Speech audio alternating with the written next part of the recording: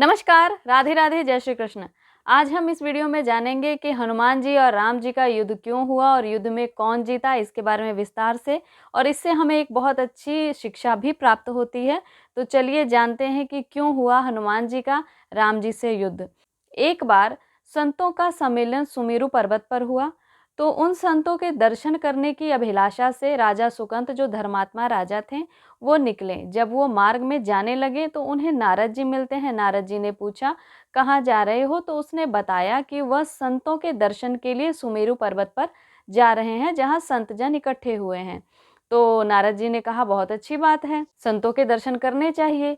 तो तुम जा रहे हो तो ऐसा करना कि वहां पर सभी को प्रणाम करना, लेकिन एक वहां विश्वामित्र जी हैं, उनको प्रणाम ना करना। तो राजा ने पूछा कि मैं उनको प्रणाम क्यों ना करूं?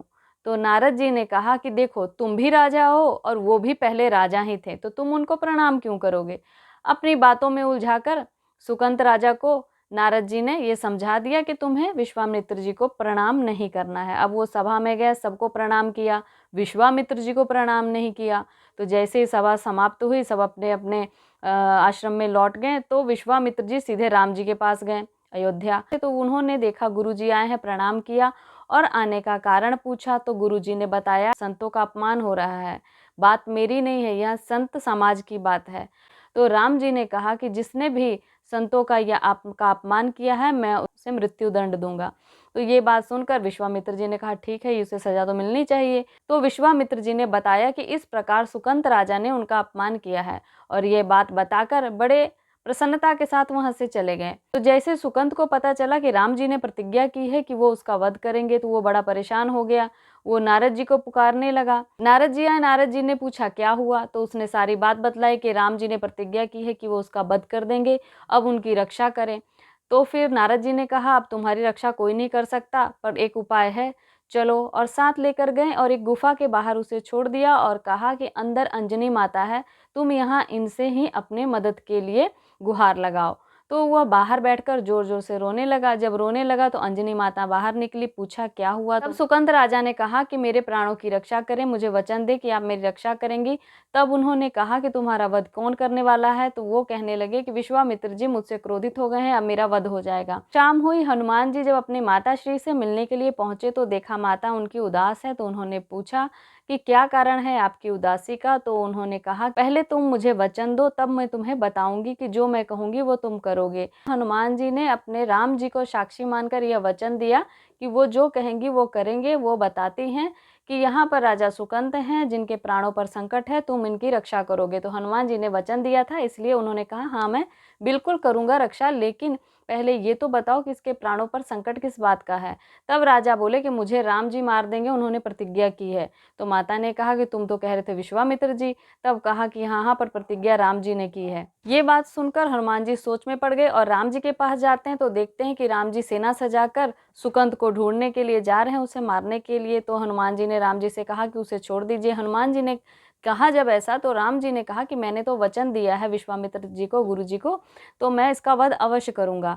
तो फिर हनुमान जी ने कहा कि मैंने भी प्रतिज्ञा की है कि मैं उसकी रक्षा करूंगा, तो अब क्या होगा? तो हनुमान जी तुरंत वहां से निकल गए। सबसे पहले सुकंत के पास पहुंचे, सुकंत को लेकर एक जंगल में चले गए।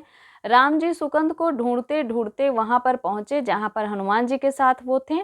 वहां पहुंचते हैं, उन्होंने देखा कि सुकंत भी राम राम जप रहा है, डरा हुआ है राम जी को देखकर, राम जी की सेना को देखकर, और हनुमान जी भी वहां राम राम जप रहे हैं। राम नाम के सुरक्षा घेरे में सुकंत को हनुमान जी ने खड़ा कर दिया और उसी के पास खड़े होकर वो भी राम राम एक तरफ होकर जप रहे हैं, और सुकंत भी। सुकंत ने राम जी को देखा और उनकी सेना को देखकर बहुत ही भयभीत होने लगा और सोचने लगा, यह राम नाम मेरी रक्षा कैसे करेगा? स्वयं राम जी मेरा वध करने आ चुके हैं। तब हनुमान जी ने कहा, तुम इसी प्रकार राम राम करते रहो, और स्वयं हनुमान जी भी इसी प्रकार करते रहे। जैसे ही राम जी ने बाण चलाया सुकंत के ऊपर, तो वो बाण निष्फल हो गया। कई प्रहार राम जी ने किए सुकंत पर सब निष्फल हो गए राम नाम के प्रभाव से, उस सुरक्षा चक्र के प्रभाव से जो राम नाम संकीर्तन से बना था। जब लक्ष्मण जी ने देखा कि ये क्या हो रहा है, तो उन्होंने राम जी की तरफ से हनुमान जी पर बाण चलाया। हनुमान जी, अभी तक तो राम जी सुकंत पर बाण चला रहे थे, तो लक्ष्मण जी ने सीधे हनुमान जी पर बाण चला दिया। अब जब बाण चलाया तो उनके सीने में वो बाण जाके लगा, क्योंकि हनुमान जी के पास कोई भी अस्त्र शस्त्र उस समय नहीं था, तो वो सीधे उनके सीने में लगा। उनके सीने के पास से खून निकलने लगा, रक्त बहने लगा और जैसे बाण उनको लगा तो मूर्छित राम जी हो गए। अब तो लक्ष्मण जी ने देखा ये क्या हो गया कि मैंने बाण मारा हनुमान को और भगवान राम मूर्छित हो गए। थोड़ी देर बाद वो उनके पास जब जाते हैं, थोड़ी देर बाद राम जी की मूर्छा खुलती है तो वो हनुमान जी को देखते हैं।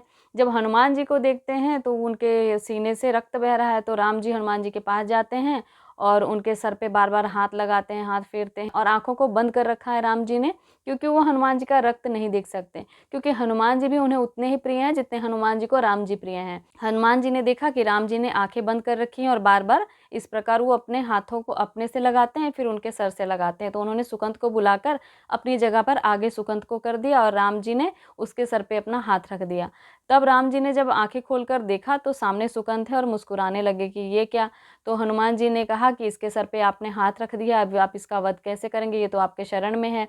तब राम जी ने कहा कि ये तुम कह रहे हो ये बात तो ठीक है, जो तुम्हारी गोद में आ गया, तुम्हारी शरण में आ गया तो उसकी रक्षा तो मैं करने के लिए बाध्य हो जाता हूँ, तो अब करेंगे क्या? क्योंकि मैंने तो गुरु जी को भी वचन दिया है। तब वहाँ पर विश्वामित्र जी भी आ जाते हैं, यह दृश्य देखते हैं, तभी सुकंत को राम जी कहते हैं कि जाओ जाके उनके चरणों में पड़ जाओ। सुकंत दौड़ कर जाता है और विश्वामित्र जी के चरणों में अपना सर रख देता है। तब विश्वामित्र जी ने देखा कि ये क्या, ये तो अभी जिंदा है। तो तब राम जी ने कहा, गुरुदेव कि मैंने आपको वचन दिया था कि उसका शीश आपके चरणों में होगा जिसने आपका अपमान किया है, तो ये लीजिए राजा सुकंत का सर आपके चरणों में है, सर काट के चरणों में रखा जाए या सर झुका के चरणों में रखा जाए, ये तो आपके चरणों में आ ही चुका है। तब गुरुदेव बड़े ही प्रसन्न हुए और राम जी से कहा कि ये तुमने अच्छा कहा और सही कहा, और उन्होंने सुकंत को क्षमा कर दिया। तब पता चला कि अब सुकंत से पूछा गया कि तुमने ऐसा क्यों किया, तो सुकंत ने बताया कि मुझे नारद जी ने ये सब बोला था। तब नारद जी से पूछा गया, भाई तुमने ऐसा ऐसा सुकंत को क्यों सिखाया? तो नारद जी ने कहा कि मैं जहाँ जाता था सब मुझसे एक ही प्रश्न पूछते थे कि भगवान से बड़ा भगवान का नाम है या भगवान है। तब मैंने सोचा कि अब इसको किसी तरह सबके सामने लाया जाए भाई, तो इसीलिए मैंने ऐसा राजा सुकंत से कहा था और यह राम नाम की महिमा भी पता चल गई कि भगवान नाम और भगवान में, यानी कि भगवान और भगवान के नाम में कोई भी भेद नहीं है। राम से बड़ा राम का नाम, यही गाया जाता है और ये सत्य भी है। यहाँ हनुमान जी ने कोई अस्त्र शस्त्र प्रयोग नहीं किया, केवल राम नाम का ही सहारा लिया और राम जी भी उनका अहित नहीं कर पाए। वैसे भी कलयुग केवल नाम आधारा, इसलिए संसार में संत गुरुजन और शास्त्र यही बताते हैं कि भगवान नाम सबसे बड़ा है। राम में और राम के नाम में, चाहे कृष्ण नाम हो, राम नाम हो, राधा नाम हो, इनमें कोई भी भेद नहीं है। अगर भगवान है तो वो हमारे सामने खड़े हैं या हमारे हृदय में है, और नाम है तो हमारे जिह्वा पर साक्षात भगवान ही विराजमान है। शास्त्रों में ये आया भी है, गुरुजनों ने ये कहा भी है कि कलयुग केवल नाम आधारा, तो भगवान में, भगवान के नाम में, नामी और नाम में कोई भेद नहीं है। तो ये शास्त्रों और गुरुजनों की कृपा से, आचार्यों की कृपा से, संत महात्माओं की कृपा से ही हम जान सकते हैं कि भगवान नाम की क्या महिमा है। तो तब तक के लिए राधे राधे, जय श्री कृष्ण।